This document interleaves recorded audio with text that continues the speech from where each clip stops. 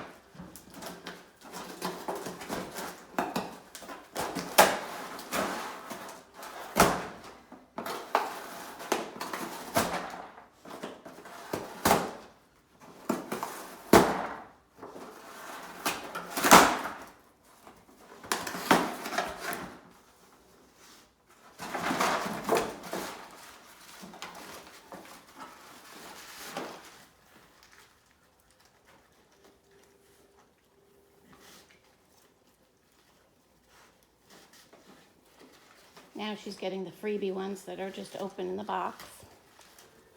She seems to have a methodical way of doing this.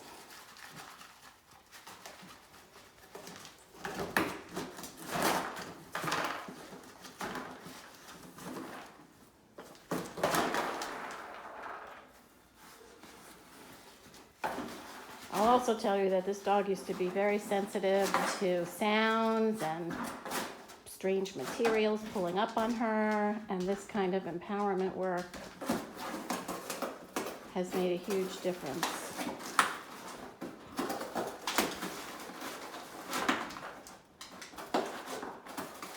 So besides putting a plug in for Sarah Stremming's class, good girl in Hidden Potential. Yeah, you are a good girl. I'll put a plug in for Julie Daniels' class of empowerment, which taught her that if she creates the noises, they're not so scary.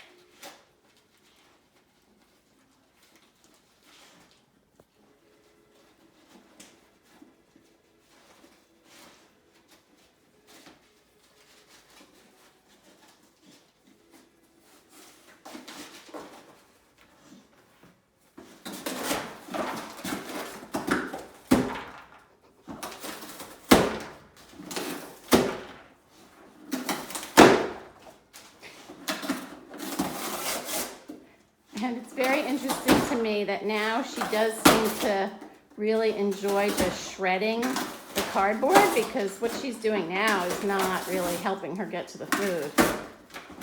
When she first started doing these things, she really didn't shred the cardboard like this. She just opened the boxes and got to the food.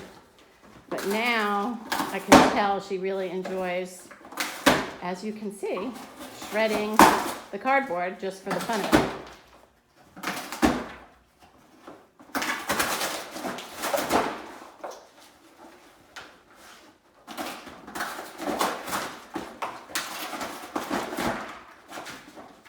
Lucky for me, this dog does not eat inanimate objects like a Labrador would, or perhaps a Golden. So I don't really have to worry about her eating the paper or the cardboard. She just likes to destroy it.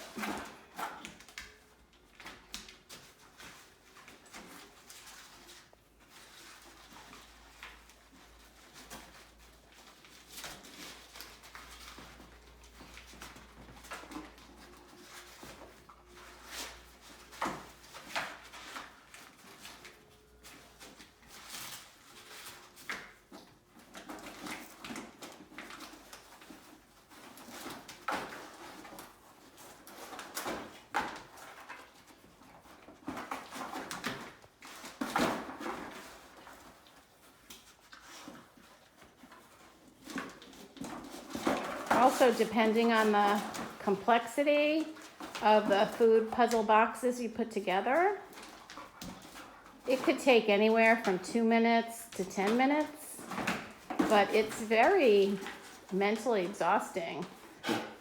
And physically too, I guess, depending on how difficult it is. So she'll usually lie down and have a nice long nap after this.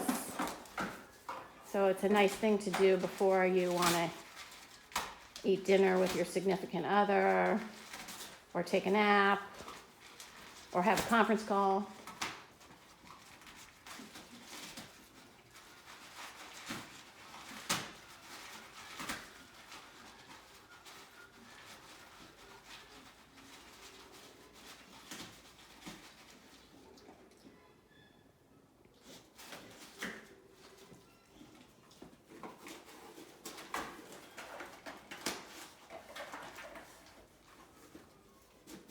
Part of her method is to sort of clean up the big box completely before she gets to the smaller boxes that, there she goes, are inside. She thinks that one's hard, so she went to one that's easier. Interesting.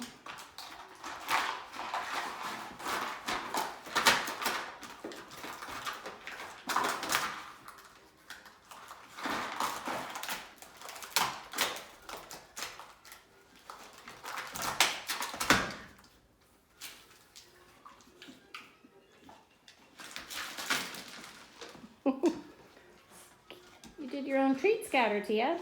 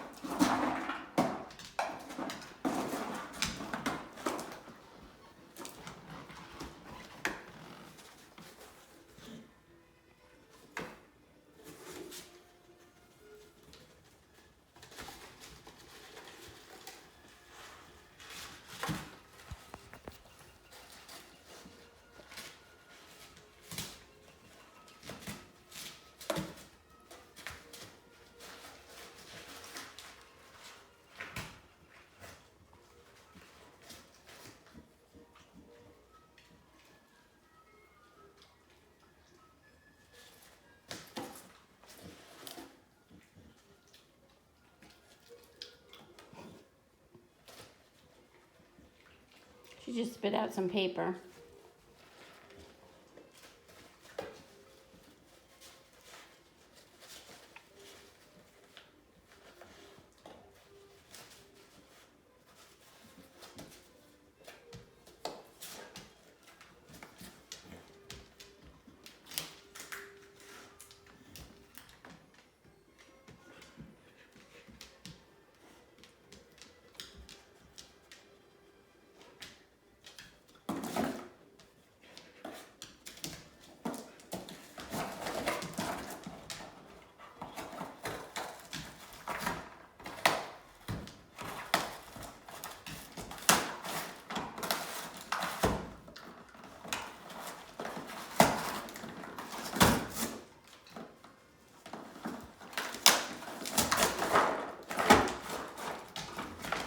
Good job, Mama.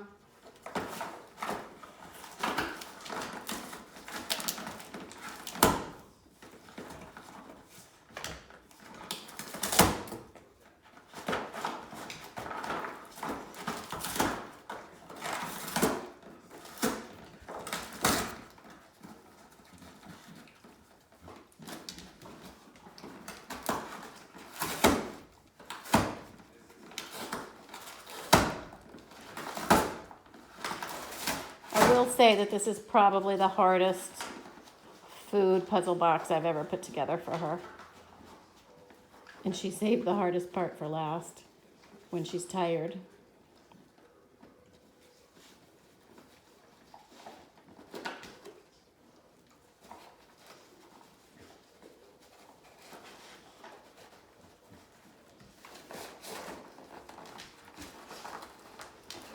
And also, for those of you that don't know, about a year ago, she had a spontaneous spinal cord injury.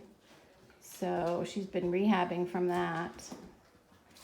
And she has residual proprioception and hind end weakness. It's pretty mild at this point, but doing a sustained activity like this, especially where she's using her front paws like that, so that she has to put a lot of static weight on her hindquarters, is probably hard for her. She's going to be tired after, physically and mentally.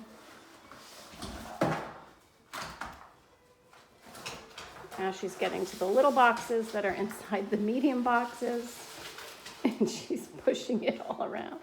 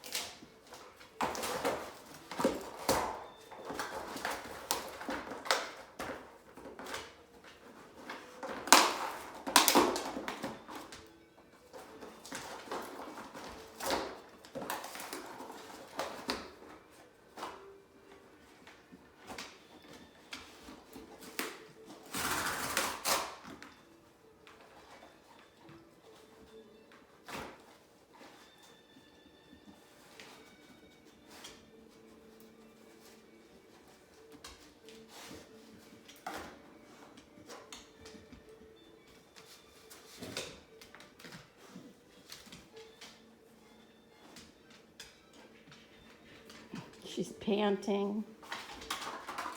She's got one little box left that has some treats in it.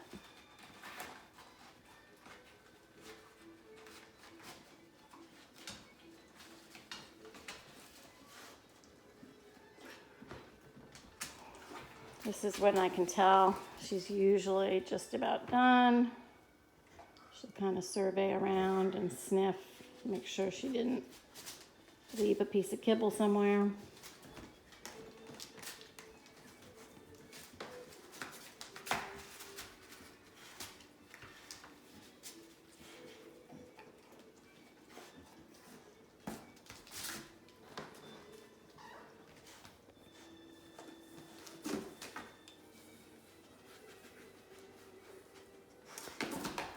And the one thing I haven't trained her to do yet is clean up all of the pieces. So that is still my responsibility when this is all over. But that's good.